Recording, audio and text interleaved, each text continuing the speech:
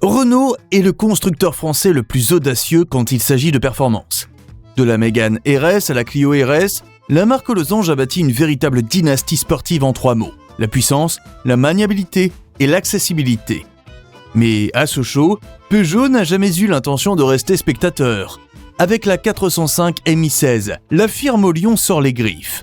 Et lorsque la Laguna V6 entre en scène, le ton est donné. Alors, finesse d'ingénieur ou puissance brute ?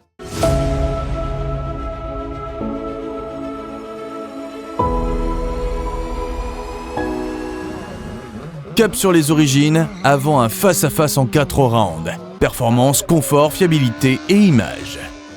Contexte historique. Peugeot 405 Mi16, 1987. Mais 1987, dans les usines de Sochaux, l'ambiance est électrique. Peugeot s'apprête à dévoiler sa nouvelle berline familiale, la 405. Le lion a faim, et pour cause, la concurrence se durcit. Renault vient de lancer la R21 Turbo. Citroën s'accroche avec la BX, tandis que les constructeurs allemands imposent leur rigueur mécanique sur le marché européen. Dans ce contexte tendu, la 405 arrive comme une bouffée d'air moderne. Ses lignes, signées Pininfarina, sont tendues, équilibrées, presque italiennes. À l'intérieur, on reconnaît la patte du grand Paul Bracq, déjà à l'œuvre sur les Mercedes Pagode et les BMW Série 5.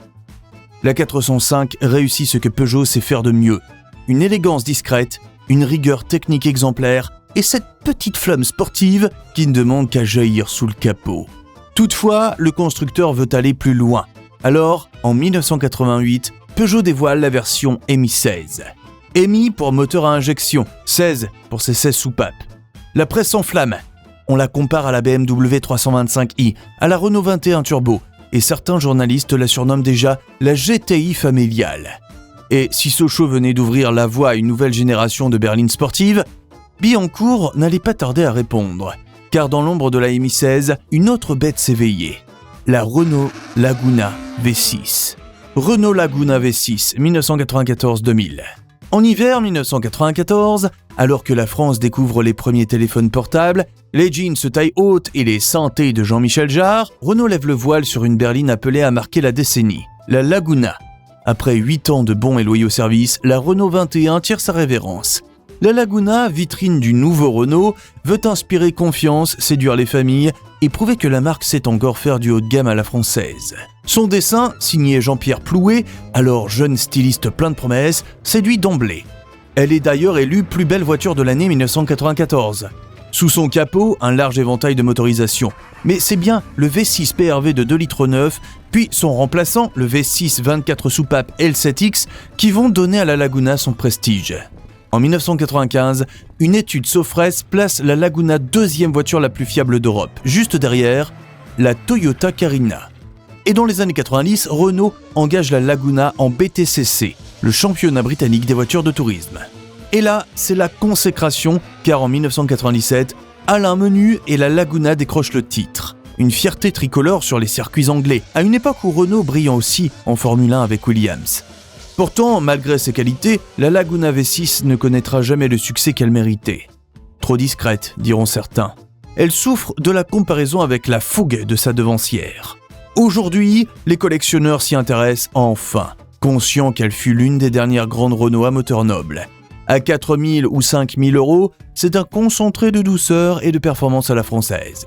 Alors oui, face à la Peugeot 405 Mi16, l'affrontement promet d'être musclé. Place donc à ce duel qui s'annonce explosif. Parlons d'abord performance. Round 1. Performance. La Peugeot 405 Mi16, née en 1987, débarque dans un monde encore électrisé par la 205 GTI. Même ADN, transposé cela dit dans une berline plus mûre. Son 4 cylindres, 1,9 litre, 16 soupapes de 160 chevaux, hurle à 6500 tours minute.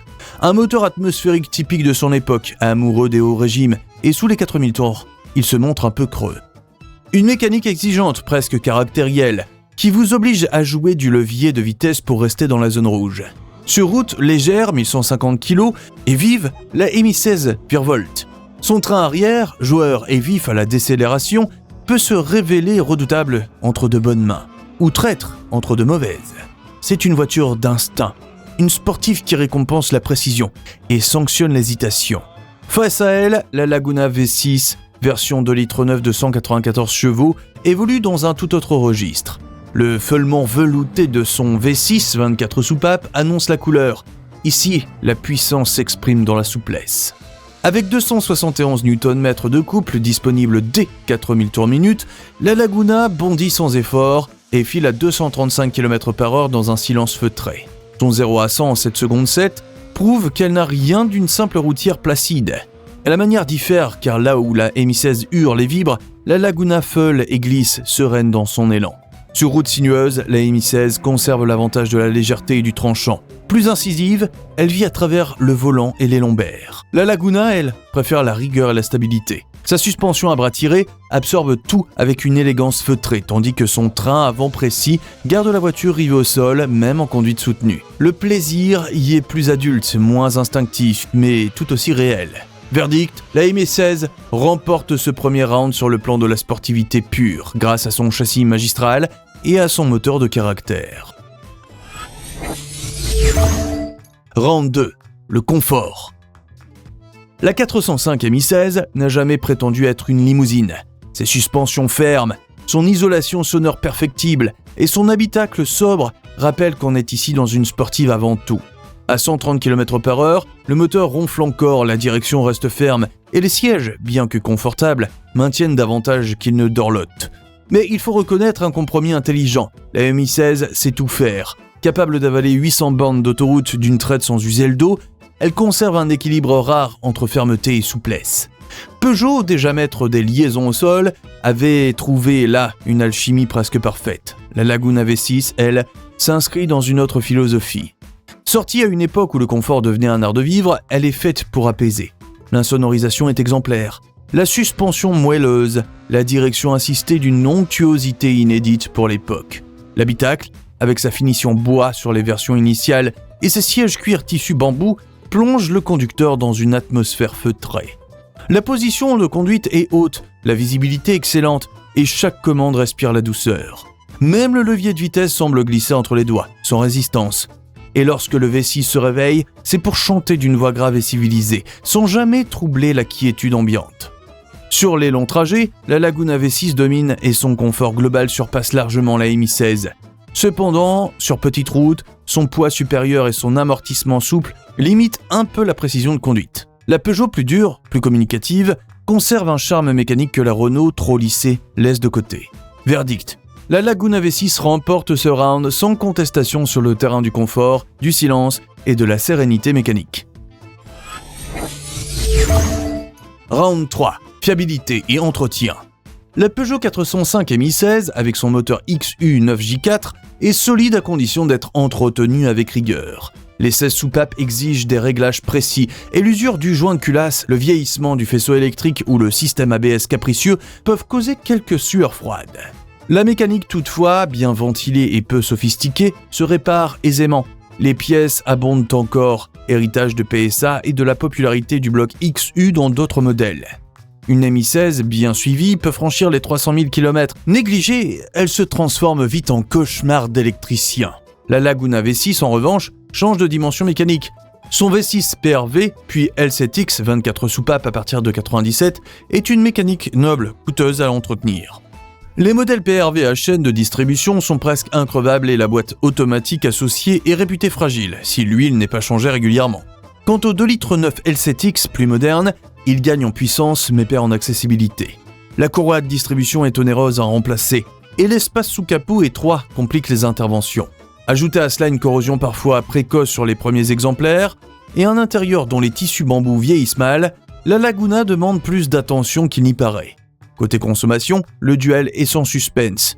La Mi-16 tourne à 9-10 litres au 100 en conduite normale. La Laguna dépasse aisément les 11-12 litres. Le prix du plaisir, dira-t-on. Verdict, la 405 Mi-16 l'emporte par sa simplicité et la disponibilité de ses pièces. Round 4. Image et héritage. La Peugeot 405 Mi-16 a marqué son époque.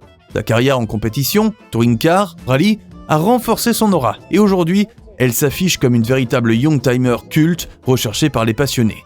De plus, ces lignes ont magnifiquement traversé le temps. Aujourd'hui, en collection, elle est convoitée, prix grimpant à 10 000 € pour les beaux exemplaires et représente la fierté française en export comme en Afrique. La Laguna V6, elle, n'a pas connu la même postérité. Arrivée dans une décennie plus polissée, elle n'a jamais eu la reconnaissance qu'elle méritait. La finition baccarat ou initiale, son V6 onctueux et son comportement équilibré en font une future classique pour les connaisseurs. Une sorte de perle oubliée à redécouvrir. Verdict, la 405 Mi-16 garde l'avantage du mythe et du souvenir. Faisons un bilan de ce 4 rounds. Niveau performance, léger avantage Mi-16 en agilité. Niveau confort, victoire Laguna. Niveau fiabilité et entretien, point pour la Mi-16. Niveau image et héritage, avantage Mi-16. Tout cela est bien joli sur le papier. Dans la vraie vie, ce sont les chiffres qui tranchent. Et les chiffres, eux, ont parfois la mémoire plus dure que les souvenirs. Les chiffres clés. Parlons donc chiffres. La carrière européenne de la Peugeot 405 Mi-16 s'étire jusqu'en 1995 pour la version berline sportive, tandis que la production mondiale de la famille 405 atteint environ 2,5 millions d'exemplaires. Un chiffre impressionnant, même si la Mi-16, variante haute performance, demeure plus rare, son positionnement premium limitant naturellement les volumes. Au total, un peu plus de 45 000 Mi-16 verront le jour, dont à peine 5 000 en version 4x4. C'est déjà bien plus que sa devancière, la Peugeot 305, produite à 1,7 million d'exemplaires entre 77 et 88.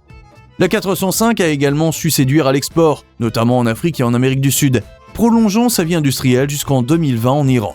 Une longévité exceptionnelle de 33 ans, contre seulement 11 ans pour la 305.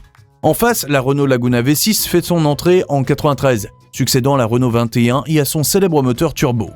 Produite jusqu'en 2001, la première génération de Laguna totalise environ 1,52 million d'exemplaires, un succès honorable, inférieur aux 2 millions de la R21, de 86 à 94, qui avait séduit par sa polyvalence. La version V6, plus luxueuse et confidentielle, n'a pas été un modèle de volume.